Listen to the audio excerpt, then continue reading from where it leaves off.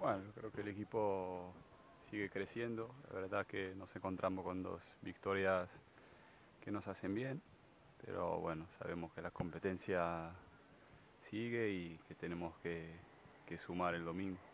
Bueno, como siempre lo dije, yo estoy en un club que confía en mí y bueno, cada día seguir entrenando, mejorando y estar preparado para el día del partido, para que si el míster confía en mí, pues responder de la mejor manera y intentar ayudar al equipo.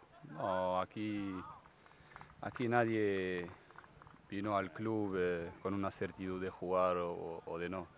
O sea, todos los jugadores intentan demostrar y el míster tiene que decidir. Sí, es verdad que el año pasado con el tema de la selección, el parón y todo, pues es verdad que íbamos alternando y bueno, este año pues eso es, como te dije, es el entrenar el día a día y nada, estar preparado para lo que necesita el equipo y lo que dice el míster. No, la verdad, yo también cuando no jugaba, pues intentaba estar enchufado y entrenar como si voy a jugar. Y nada, eso va a seguir todo el año.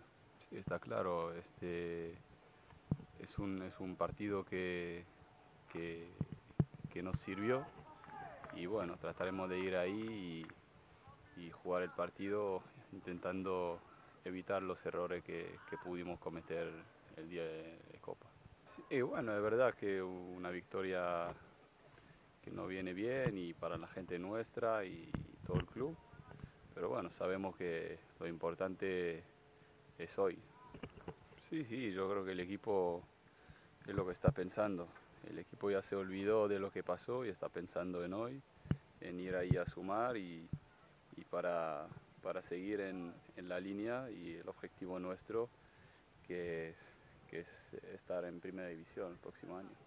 Bueno, es otro tema, pero bueno, la verdad que yo pienso de momento solo en Girona, porque bueno, sabemos que es mi primer año y yo creo que hay que estar a la altura.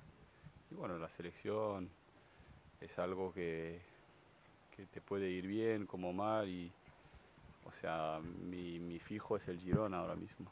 Sí, un partido muy, muy importante que todo el mundo espera ahí en Marruecos y bueno, iremos ahí para tratar de volver con la calificación.